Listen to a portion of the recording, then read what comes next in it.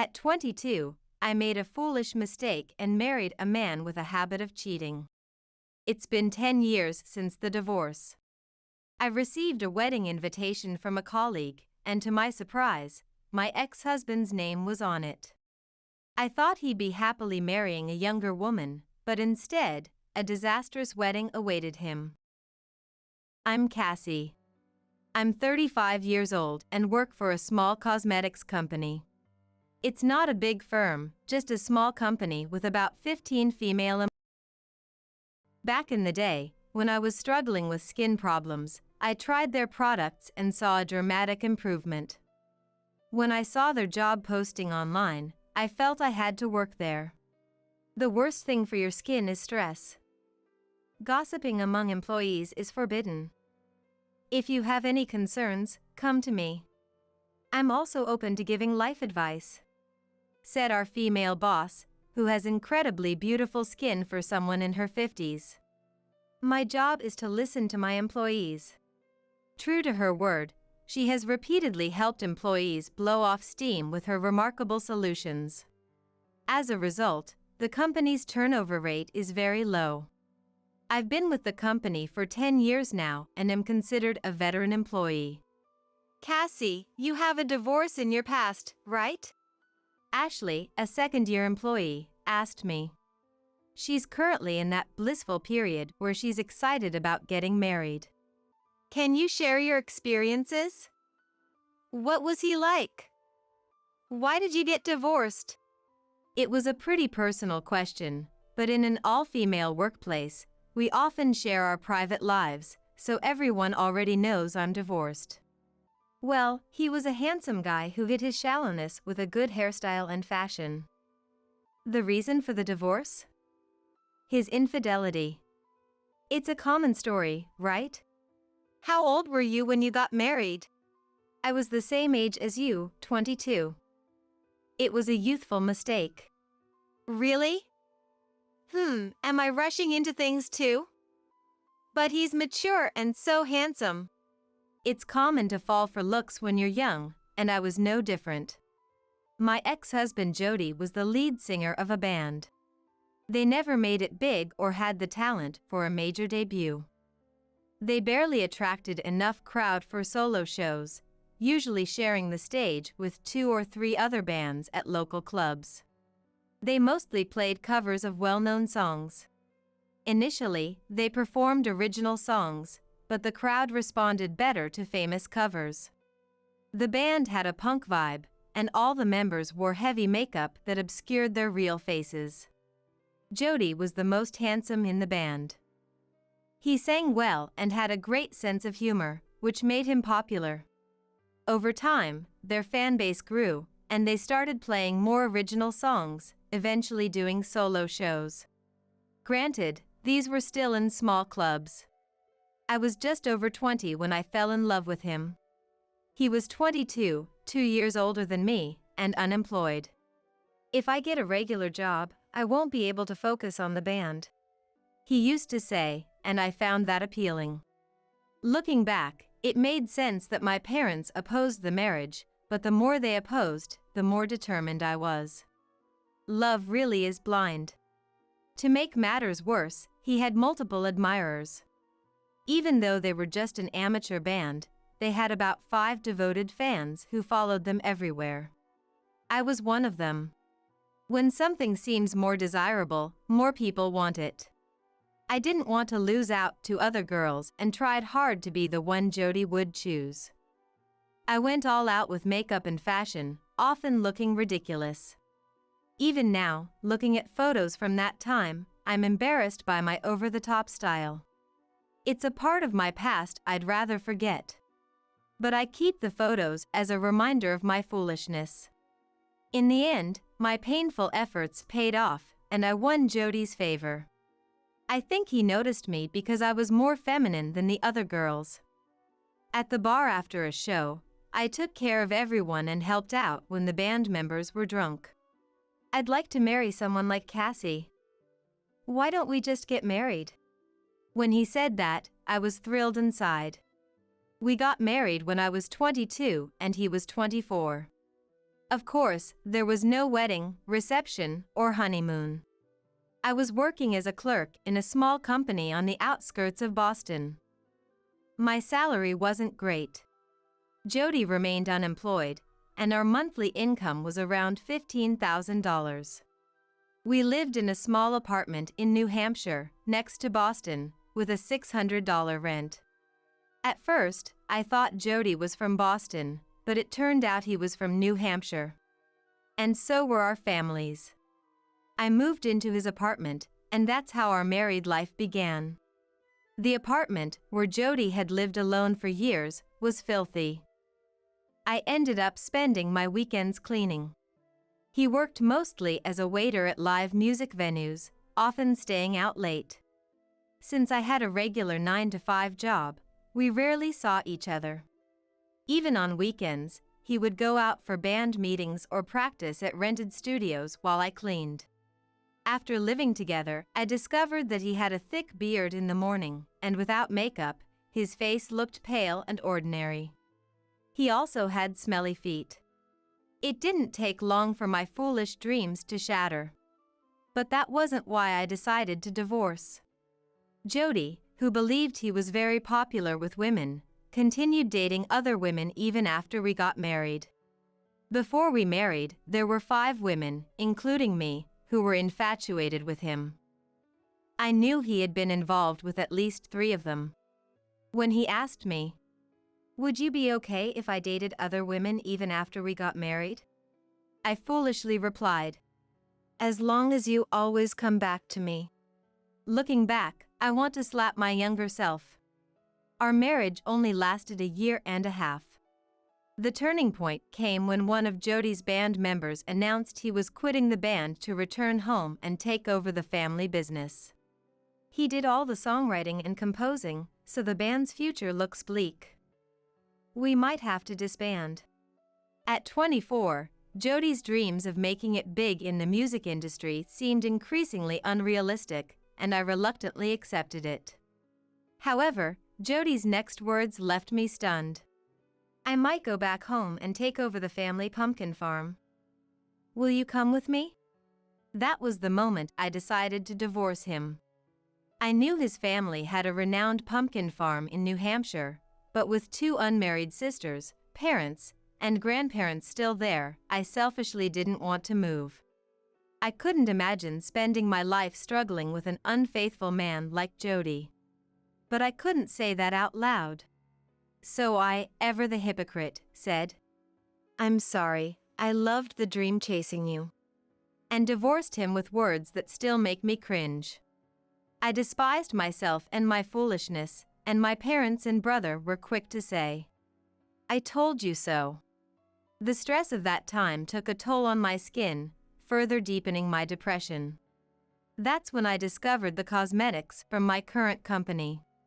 Now, it's something I laugh about over dinner, but back then, it was truly devastating. When Cassie came for the interview, she looked terrible. She was 10 years younger, but she looks so much better now. My boss says, "It's all thanks to this company's products and your support." Somehow, I overcame my miserable past, and now I have a boyfriend, Greg, whom I've been dating for 3 years. He laughed off my embarrassing and pathetic history with, "Everyone has a past." And he's 38, works at City Hall. He is calm and kind, a book lover with a great sense of humor. He's the complete opposite of my ex-husband, Jody. Ashley, who is getting married in 2 months, handed me an invitation. "Please let me know if you can attend." It seems she's inviting everyone from the office. Despite appearances, Ashley comes from a very wealthy family. Her father is the president of a mid-sized company. His family is huge, so to balance out the numbers, most of the guests are my dad's associates. "I'd be grateful just for your presence, so don't worry about gifts. We can pool together as a company." I thought, the rich really are different. In the end, we decided that everyone but the boss would contribute to a group gift. When I looked at the invitation, a familiar name was printed on it. This can't be the same name as my ex-husband, but no way. But Jody wasn't a common name like John Smith. Hey, Ashley, you mentioned he's older. How old is he? He's 37, but he doesn't look it at all. My parents initially opposed due to the age difference, but they loved him when they met him. 37, same age as my ex-husband. No, it can't be. What does he do? He's an entrepreneur. He deals with imported goods and often travels abroad. But as an only child, my dad wants him to take over the family business. That's not enough to confirm. Do you have a picture? Sure, here's a nice photo of us. The picture was undeniably a slightly older Jody. Ashley, I have tell you that's my ex-husband. The band guy who cheated a lot? Yes, he's aged a bit, but that's him. What a coincidence. But that's all in the past. Now, he's devoted to me. Yes, you're right. People change. I've changed a lot, so Jody must have too. Sorry for bringing it up. No worries. Please come to the wedding. You've been such a great mentor to me. Of course, I'd love to celebrate with you. Yes, people do change. He must have changed too. I decided to believe that and thought I'd warn him not to make my dear Ashley cry. 10 days later, Ashley rushed up to me as soon as I walked into the office. Cassie, you won't believe this. She almost jumped at me in her excitement. I hired a detective to check on Jody after we talked. It turns out his entrepreneur story was a lie. He had no steady job and had been living off women in a marriage scam. After we divorced, he went back to New Hampshire, but had no intention of taking over the farm. His married sister and her husband eventually kicked him out, and he returned to Boston, drifting from bar to bar, conning women. He always was smooth-talking. He must have honed his skills over the past decade. I can't believe I was deceived. Ashley seemed downcast. It's not uncommon for young women to be attracted to older men. Perhaps it's their calm demeanor and experience that young men lack. Jody was experienced in dealing with women. It might have been easy for him to captivate someone as young as her. At least you found out before the wedding. You're canceling it, right? But the invitations are already sent, the dress is ordered, and if we cancel now, there'll be a 40% cancellation fee. And I want to wear the dress. I understood her feelings, but it was absurd to get married just for that. Then why not postpone the legal marriage? Go through with the ceremony and reception, wear the dress, and then announce to everyone that the marriage is off. I said this, thinking it would make her reconsider. But she took it seriously. That's a good idea. My parents will be mad, but it's better than their daughter being unhappy. Plus, I don't want to pay the cancellation fee or send out notices to everyone. It's easier to tell them in person. I don't think it's as simple as it's fine. Is this how young people think nowadays? Or maybe Ashley is just unique. Let's teach that jerk a lesson too. Wait a minute, why is this about me? He is the only one at fault here. Ashley seemed to have bounced back. I was impressed by her resilience. On the wedding day, I arrived at the reception with mixed feelings of curiosity and anxiety. How would Ashley face the ceremony? What expression would she wear as she vowed eternal love before God? While waiting in the lobby with the boss and colleagues, I noticed the groom chatting with what appeared to be his family. He looked hardly aged, still holding on to his good looks. I couldn't help but stare. Noticing me, Jody walked over. Wait, Cassie, is that you? What are you doing here? Well, Knowing what was about to happen, I fumbled awkwardly. Still into me, huh? You must have heard I was getting married and came to stop it. What was he even talking about?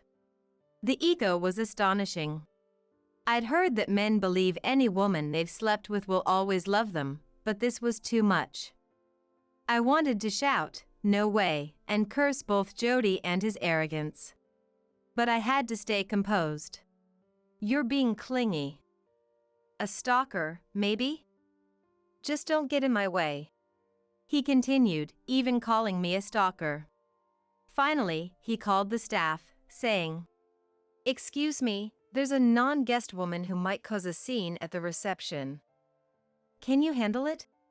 With the groom's accusation, the staff had no choice but to question me. Though the reception was about to start, I was taken to a separate room. I showed them my invitation and explained that Jody was my ex-husband, and it was a coincidence that my colleague was marrying him.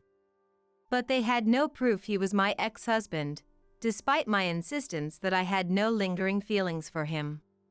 In the end, I reluctantly showed a humiliating old photo of us together and underwent a bag search before they finally let me go.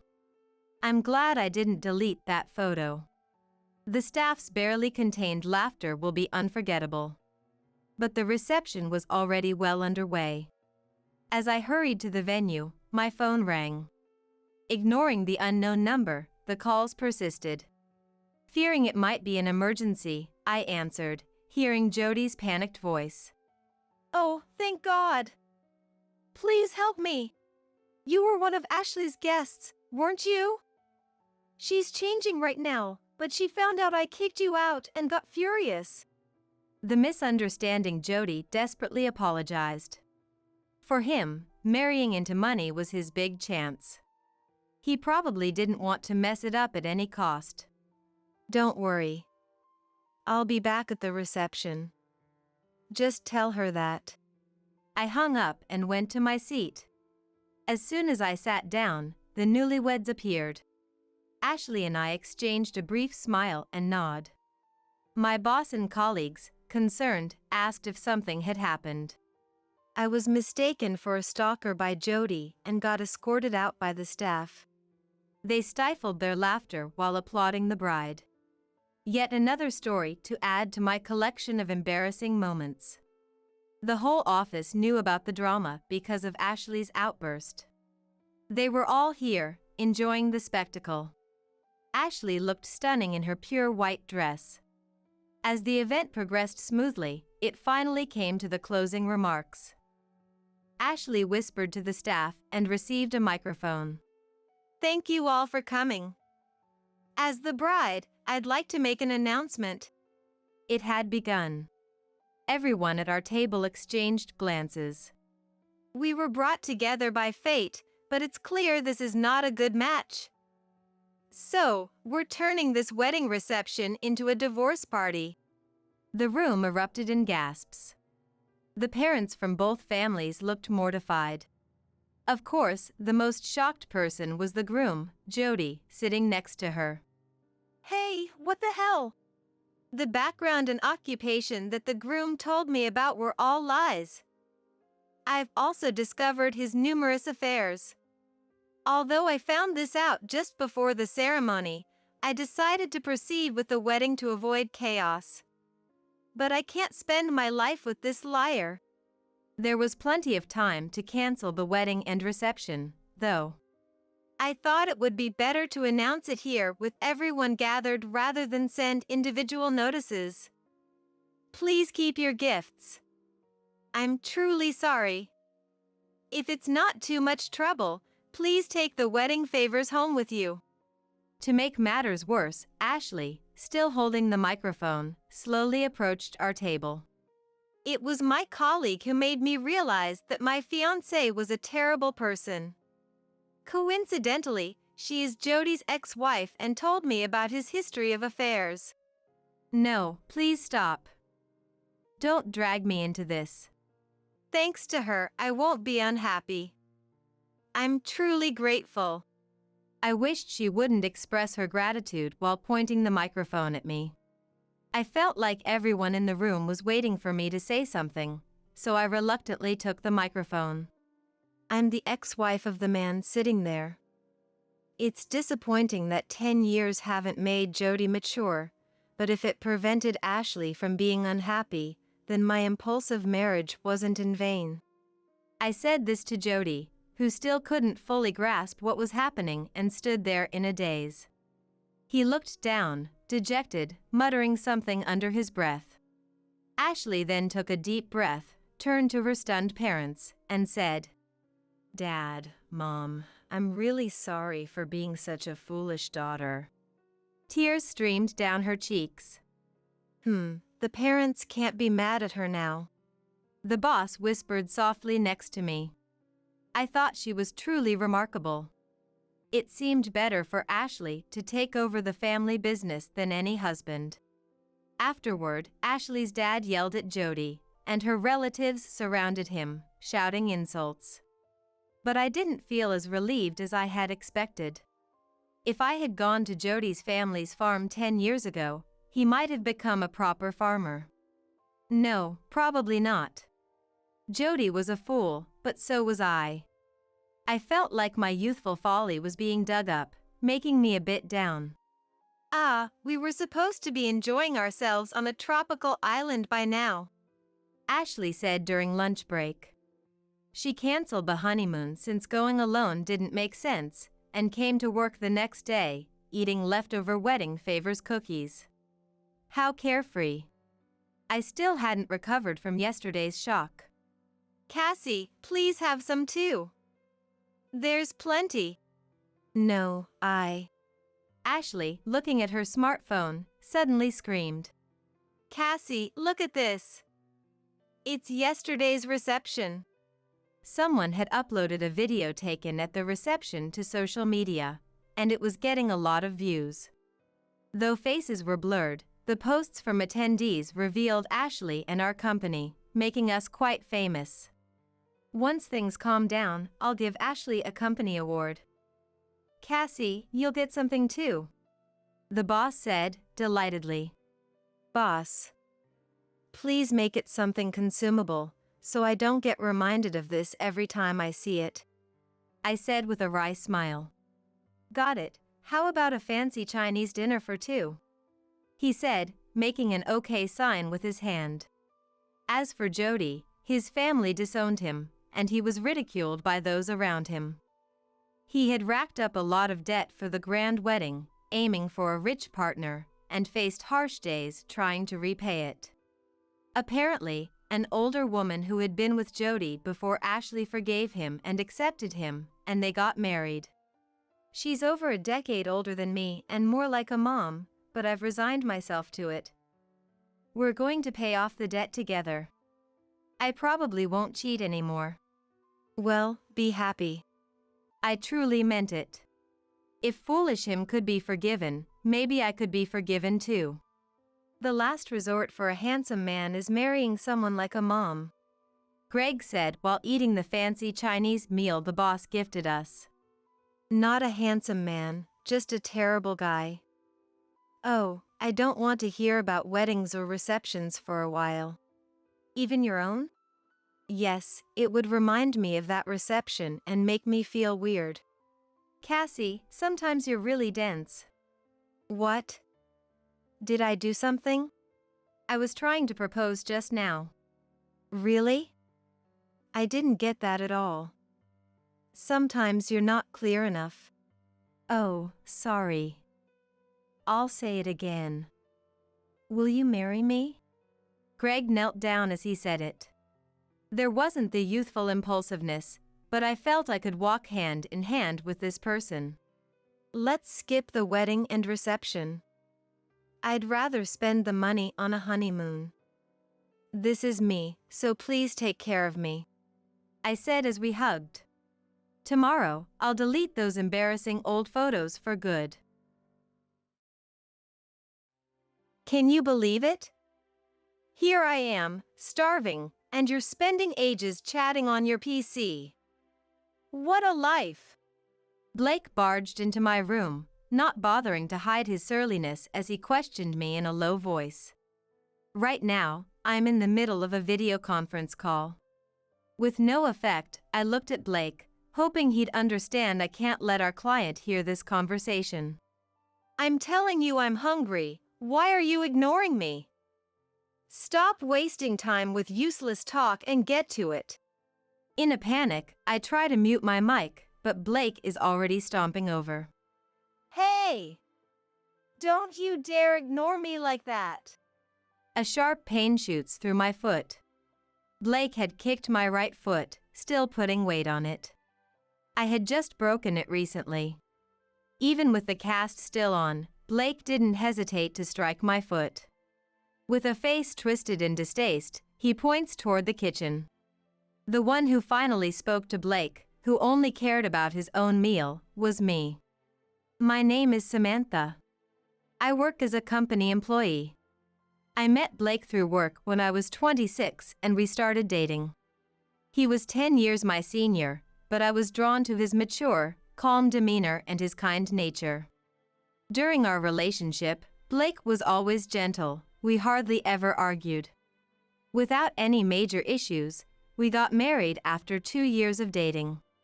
On our wedding day, I felt what could only be described as the happiest moment of my life. But the very next day, Blake's attitude changed completely. I had to work late, so I rushed home after a quick stop at the supermarket. Blake had already returned and was relaxing on the sofa, watching TV. I'm home. Oh, you're back already, Blake. I got groceries, so I'll start cooking right away. As I greeted him, he turned to me with an annoyed expression. You're late. You're starting now? I'm starving over here, hurry it up. I was stunned. This was nothing like the Blake I knew. We had been living together even before marriage, and on days when I had to work late and Blake got home early, he would naturally prepare dinner. He always responded to my thanks with a gentle smile, saying, It's only natural since we both work. But the man in front of me now was like a stranger. I remembered texting him earlier about working late. He had seen the message but didn't reply. Before, he would have responded with I can leave on time today, so I'll get dinner ready, or I might be late too, should we order delivery or eat out? Feeling doubtful about Blake's sudden change, I tried to ask him gently, keeping my emotions in check. Blake. You seem different today. Is something wrong? At this, Blake made an obviously annoyed face and said something unbelievable. Now that we're married, I don't need to be nice to you anymore. What? I was dumbfounded and couldn't comprehend his words. Seeing me like this, Blake burst out laughing. That's right. I was nice before because we weren't married yet. But now that we're married, you're mine. From today, you're my slave. That's decided. What are you talking about? I was utterly shocked by Blake's words. Oh, and you haven't done the laundry or cleaning yet. Of course, you should do all of that. And make dinner within 20 minutes. Hey, don't just stand there, get moving. Shouting this, Blake turned back to the TV, ignoring me completely. With my head in a whirl, I somehow managed to do the housework. I was hungry after work too, so I tried to calm down while cooking. But he complained about my cooking, saying it was bland and awful. When I ran the washing machine, he got angry about how I folded the clothes. When I finally got a moment to rest, he demanded a massage from me. Exhausted in body and spirit, I couldn't refuse his domineering attitude and did as he ordered. Rather than anger at his terrible behavior, I was more bewildered by his drastic change. Even while I massaged him, he complained. You're too weak. Clumsy. The next day, and the day after, Blake treated me like a slave. I hoped he might return to the kind Blake I knew, but there was no sign of that. Unable to bear Blake's treatment any longer, I naturally considered divorce. However, my parents had died in an accident when I started working, and I had no other relatives to rely on. I had sold my family home when we got married.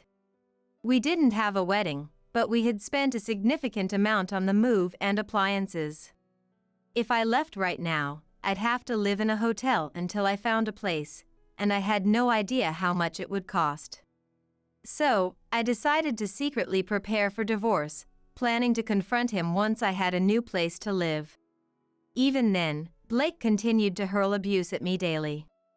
No matter what I did, he yelled at me, always saying, "I'm getting an inferior wife, it's for your sake." But all I felt was disgust. Once, when Blake came home late without any contact, I had already eaten dinner and taken a shower. He said upon returning, "Why did you eat without me? A woman should wait for her man. Samantha, you're really the worst wife." He hurled various sarcastic remarks at me. His cruel words almost made me explode, but I desperately held back, planning to leave as soon as I was ready. Just until I find a new place, I kept telling myself like a mantra. That was the situation for a while. That day, from the morning, I was met with Blake's yelling, "Hey! This shirt is wrinkled. Can't you even iron properly?" I had fallen asleep exhausted, forgetting to iron. Hating myself for letting Blake get the better of me, I quickly ironed the shirt and prepared to go to work. When I opened the front door, it was raining outside. Our apartment is on the second floor, so I used the stairs. That day, as I walked the familiar path, I slipped and fell on the wet stairs. My body made dull sounds as I tumbled down to the first floor. Overwhelmed by the pain in my leg, I writhed in agony. It was an intense pain I had never experienced before, and I knew something was seriously wrong. Then I saw Blake coming out of the entrance, so I called out to him for help. "Blake, I fell and hurt my leg. I can't move, it hurts so much." Blake frowned when he saw me. "I might be late for work because I waited for your ironing." "You'll be fine. I'm going to work." He said this and passed by me with a heavy sigh. "You've got to be kidding me."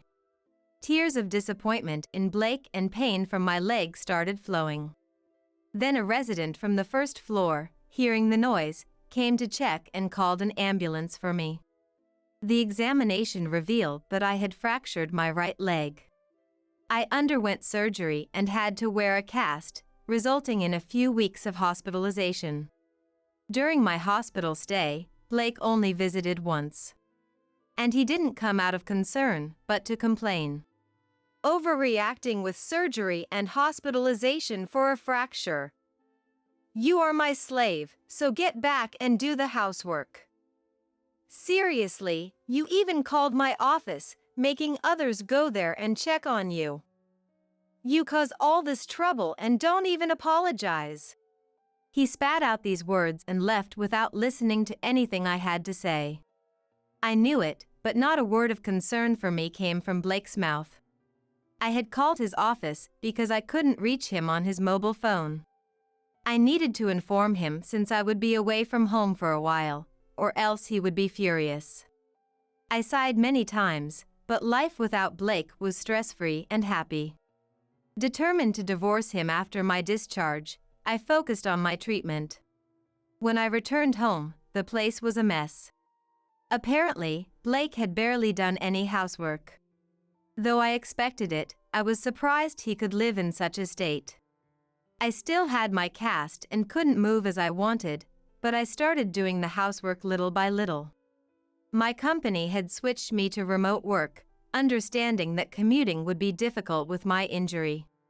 A few days after my discharge, while I was on a video conference call, Blake slowly opened the door and entered. "Here I am, starving, and you're just chatting on your PC." I couldn't let my client hear this and glared at Blake. He turned red and shouted, "What's with that look?" I reached for the mouse to mute the mic, but Blake stomped over to me. "Don't you dare ignore me." He kicked my right leg, still in its cast. And even stepped on it with his full weight.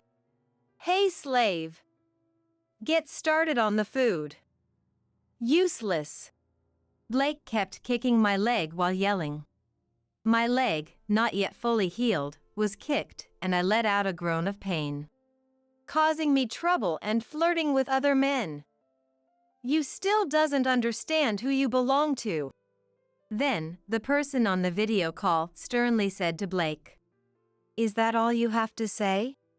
Blake looked surprised and turned to the PC.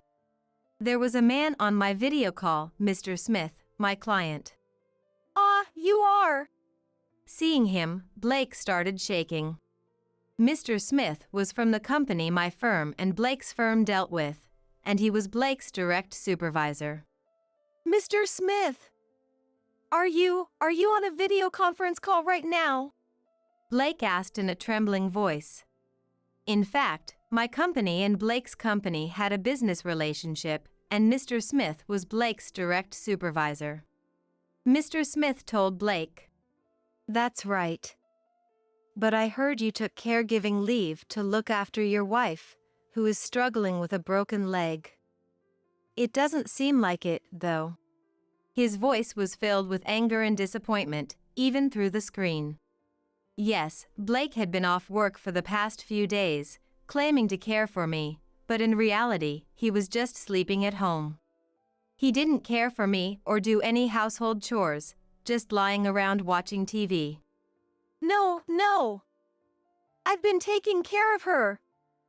I just got a bit angry because Samantha was ignoring me and talking to another man." Blake, sweating, made a flimsy excuse, but Mr. Smith slowly shook his head. "Who would believe such an excuse? Even if we can't interfere with domestic affairs like how you treat Samantha, taking caregiving leave under false pretenses is unacceptable."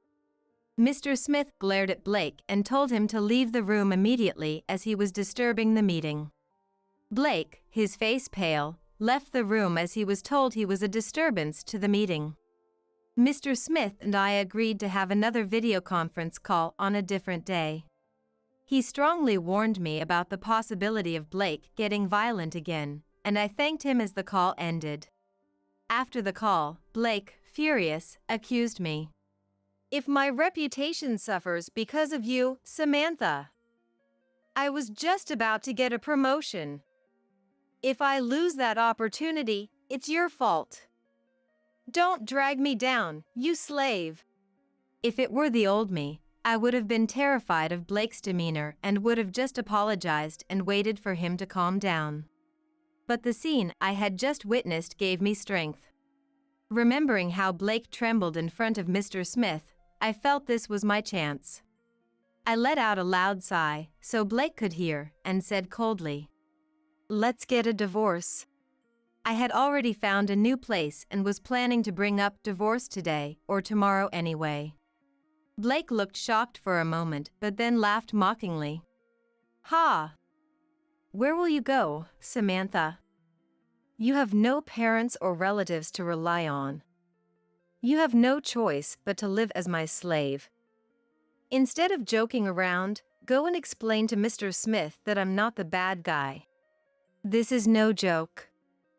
I can't live as your slave. I've been prepared for a divorce from you for a long time. I'm ready now. So, let's divorce." When I said this calmly, Blake realized I was serious and got angrier. "Don't joke around, Samantha. I will never allow a divorce. Do you think I was kind to you for 2 years for nothing?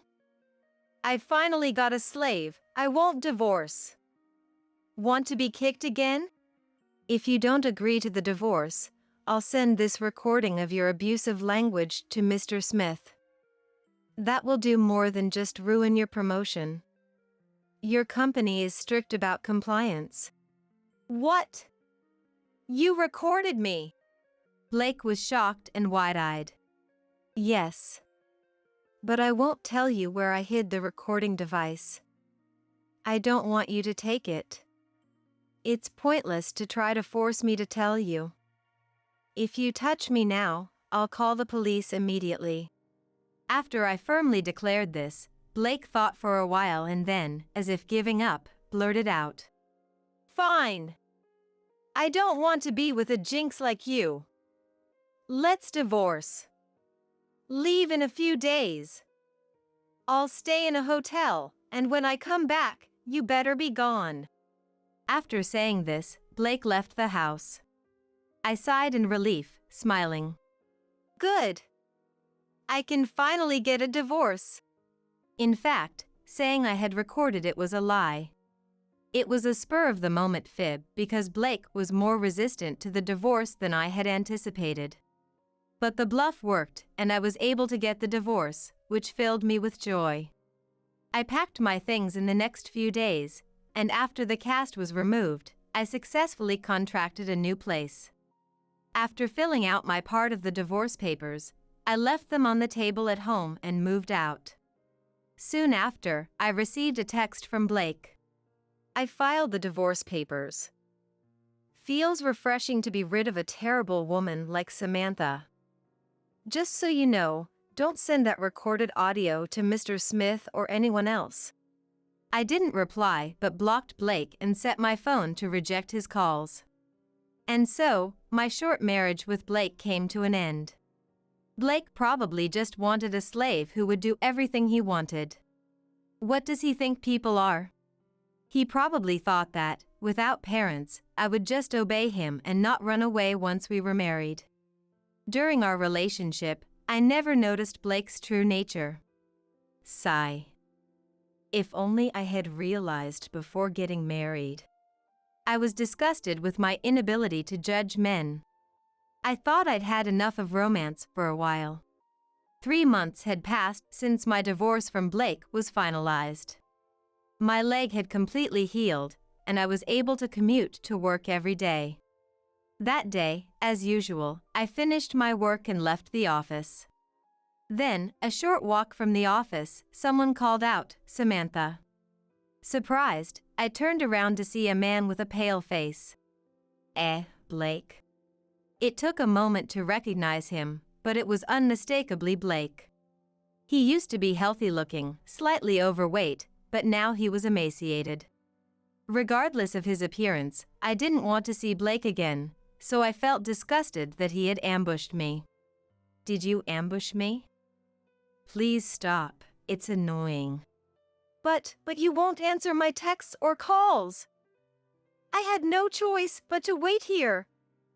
I don't even know where you live now.